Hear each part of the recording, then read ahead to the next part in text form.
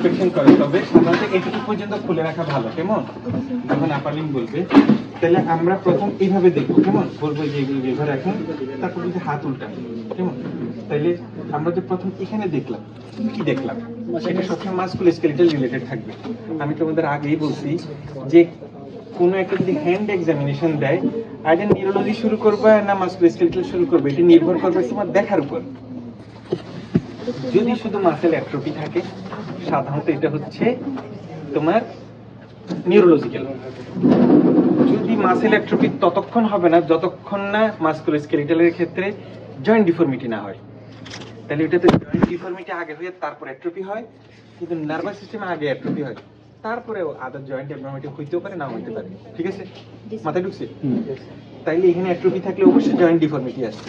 তাহলে এইরকম যখন দেখবা তখন তোমার হচ্ছে এই যে আমরা বলি ডরসাল গাটারিং, তাই না? গাটারিং মানে কি? এখানে কোন মাসেলটা ইনভলভ হয়? সাধারণত স্মল মাসেল গুলো। এই মাসেলের নাম কি? ইন্টারসি মাসেল গুলো, তাই না? তাহলে এখন এটা কোন নার্ভ সাপ্লাই যেটা শিখে নিবে। যদি বলে যে হ্যাঁ এই তো আল্লাহ আল্লাহ, ও এবার নাক মুচড়াই গেল, ব্রাঞ্চ শিখা লাগবে না, না ব্রাঞ্চ শিখার দরকার না। শুধু বুঝে তুমি যখন বলবা হ্যাঁ ডরসাল গাটারিং কোন মাসেল বলতে পারলে, বুঝতে তাহলে না কোন নার্ভের প্রবলেম, যদি বলতে না পারলে তো মুশকিল, তাই না? এখন প্র্যাকটিস করে ফেলো আল্লাহ, ঠিক আছে না? আর কি কি প্রবলেম দেখবা? যেমন অস্টিওআর্থ্রাইটিসের জন্য এখানে হচ্ছে বুচার্ড নোড, হ্যাভার্ডেন্স নোডিউল পাইতে পারো, হ্যাভার্ডেন্স নোড, তাই না? বুচার্ড নোড, হ্যাভার্ডেন্স নোড, অথবা পাইতে পারো হচ্ছে রিমেটিক হ্যান্ড।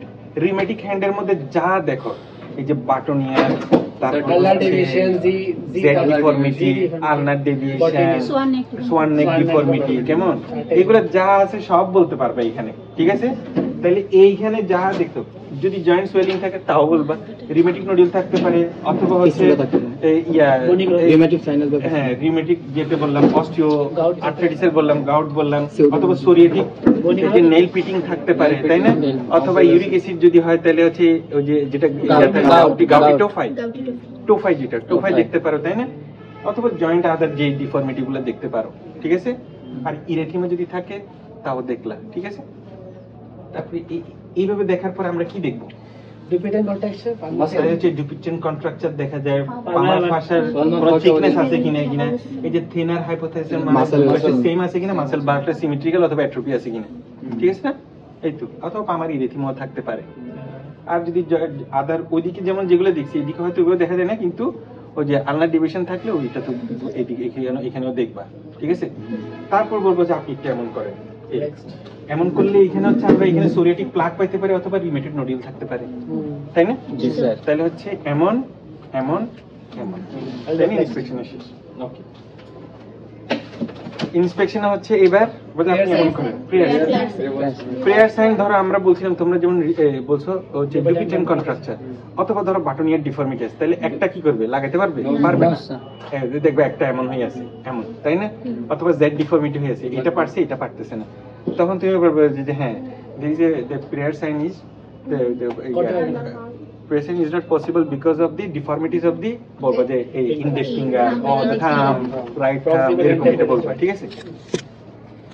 তারপর হচ্ছে ধরো ডুপিটেন্ট কন্ট্রাকচার থাকলে patient cannot do the prayer sign properly because of the there is a presence of dupitent contracture bilaterally, এরকম যে আঙ্গুল থাকে সাধারণত হচ্ছে রিং ফিঙ্গার এন্ড লিটল ফিঙ্গারে বেশি হয়, কেমন? এগুলা। তারপর হচ্ছে রিভার্স প্রেয়ার সাইন করবা, ওই বর্ণনা তোমার একই হবে। রিভার্স প্রেয়ার সাইন কেন সে করতে পারতেছে না? হয় এই জয়েন্টের প্রবলেম, অথবা এই জয়েন্ট গুলাতে প্রবলেম থাকতে পারে, তাই না? আর কি থাকতে পারে? তারপর হচ্ছে তোমার এই যে বলা, এই যে আপনি এমন করেন, এটা হচ্ছে আমাদের নার্ভ রিলেটেড মুভমেন্ট গুলাতে দেখে নেওয়া, কেমন? বলতে পারবে যে আপনি এমন করেন, এমন করলে এটা আমরা এই রিস্টকে যে ডরসিফ্লেকশন করে রাখে কে? কারণ আমাদের রিস্ট ড্রপিং থাকলেও করতে পারবে, ও করতে বললেও পারবে না। ধরো এটাতে আছে, তাহলে সে এটা করতে পারলো, এটা করতে পারলো না, তাহলে এটা হচ্ছে রিস্ট ড্রপিং, তাই না? তাহলে এটা হচ্ছে আমাদের রেডিয়াল নার্ভ। বাকি রইল হচ্ছে মিডিয়ান নার্ভ, আলনার নার্ভের ক্ষেত্রে হচ্ছে বুঝে আপনি এমন করেন, জাস্ট লাইক ইন্ডেক্স ফিঙ্গার কেমন না এরকম করেন, তারপর একটা হচ্ছে ওকে সাইন। ডিটেল ফিঙ্গার যেমন ওদেরকে আমি বলছিলাম থামো, হাইজ্যাক করি, আর হচ্ছে এবার ওকে যাও এবার। ওদের টাকা পয়সা নিয়ে আসে চলে যাও, ঠিক আছে না? তাহলে এগুলো হচ্ছে আমাদের, দেখো আমরা মোটামুটি ইন্সপেকশনে মোটামুটি অ্যাক্টিভ বেশিরভাগ মুভমেন্টটা করব না হ্যাঁ ইন্সপেকশনে অ্যাক্টিভ ও একটা হ্যাঁ, অ্যাক্টিভ করলাম। মুভমেন্ট আছে, Flexion extension আর ফ্লেকশন এক্সটেনশন করে দেখা কেমন এই। তাহলে হচ্ছে মোটামুটি এই ইন্সপেকশনে এগুলো শেষ। লুক এটা গেলে লুক, হচ্ছে তারপর feel। ফিল। ফিলের ক্ষেত্রে আমরা দেখি প্রথমে হচ্ছে টেম্পারেচার, তারপর হচ্ছে টেন্ডেন্স, তারপর স্যার হচ্ছে হ্যাঁ হাতে কোনো সোয়েলিং পালপেট শোল্ডার থেকে একদম সোয়েলিং আছে কিনা, তারপর হচ্ছে রেজিস্ট্যান্স pulse টা দেখা। রেডিও রেডিয়াল মাসের pulse টা দেখা। রেডিও রেডিয়াল আমি রেডিও দিলে তো লাগবে না এখানে, তবে ইয়াটা দেখলেই চলবে, পালসটা দেখলেই চলবে শুধু। পালসের হচ্ছে মাসেল বাল্ব, দেখাবে হ্যাঁ এই তো হ্যাঁ ফাশাল থেকে নি তো দেখেন। মাসেল বাল্ব আর ফাশাল।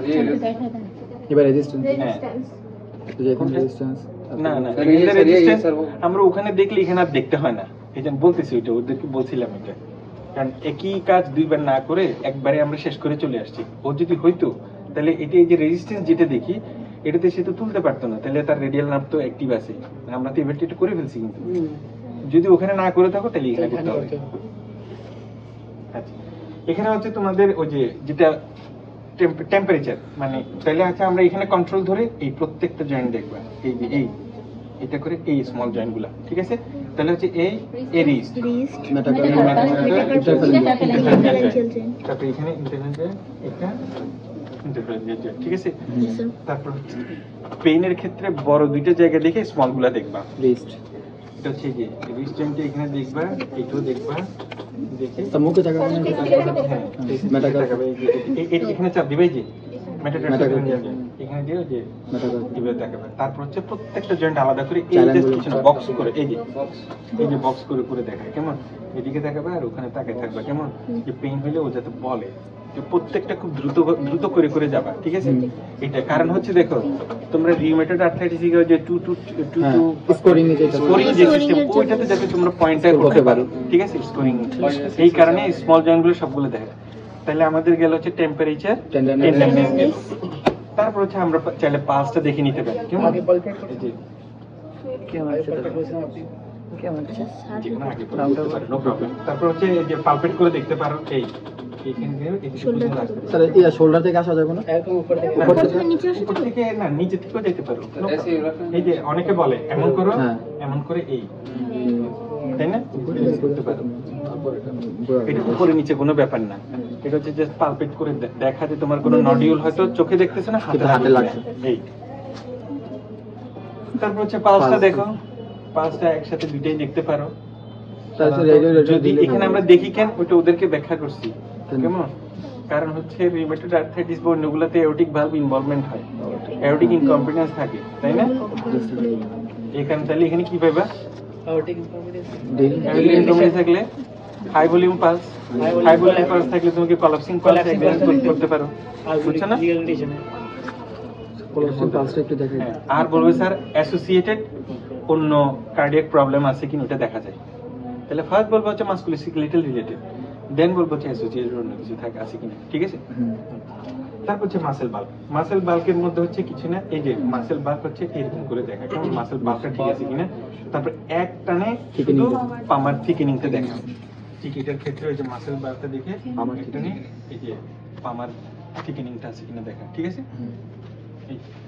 তারপর কি বাকি মুভমেন্ট, মুভমেন্টের ক্ষেত্রে কিছু না, আমরা তো একটা তো হচ্ছে এমনি পেসিভ মুভমেন্ট করে ফেলছি কেমন না, তাহলে আমাদের এখানে হচ্ছে সাধারণত আমরা এই যে এইভাবে ধরে একটা পেসিভ মুভমেন্ট করলেই দেখো রিস্ট জয়েন্ট মুভমেন্ট, মেটাটার্সাল এবং ফ্যালাঞ্জিয়াল জয়েন্ট সবগুলাই করা হয়ে গেল, তাই না? তো উল্টাই করলে হবে, হ্যাঁ উল্টাই কি নিচের দিকে নিও, নিচের দিকে মুখ করে আচ্ছা না করার দরকার নেই। তারপর হচ্ছে এটা করে নিতে পারো সেন্সরি সাধারণত ওই যে মানে এখানে না করলেও চলে, কারণ আমরা এখানে মেইন তিনটা নার্ভের মেজর তিনটা নার্ভ করে ফেললে চলে, ওখানে সেন্সরি আর ডার্মাটোম হিসেবে দেখতে পাবো। এই ফাংশনাল অ্যাসেসমেন্টের আগে তোমার টেনেল টেস্ট, আর টেনেল টেস্ট হচ্ছে মিডিয়ান নার্ভ যেটুকু কভার দেয়, কেমন? এই যে মিডিয়ান নার্ভ তো এইটুকু, তাই না? এইটুকু। এখানে হচ্ছে মিডিয়ান নার্ভ এই পাশে, তাহলে আমরা এখানে টোকা দিব, বুঝে আপনি নরম করেন, নরম করেন, মানে টোকা দিলে জিজি করলে বলবে, কেমন?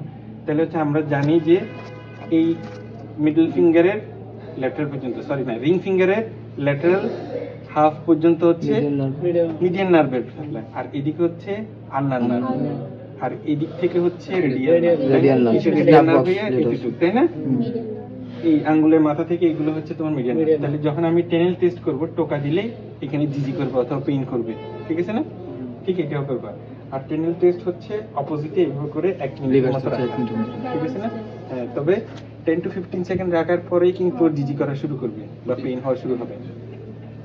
এরপর হচ্ছে ফাংশনাল অ্যাসেসমেন্ট। ফাংশনাল অ্যাসেসমেন্টে ওকে বলবো যে হ্যাঁ এটা নিয়ে আপনি দেখেন, দেখে আবার রেখে দেন, অথবা বলবো একটা বাটার, ঠিক আছে না? অথবা বলতে পারি যে একটা গ্লাস অফ ওয়াটার, ঠিক আছে? এই শেষ।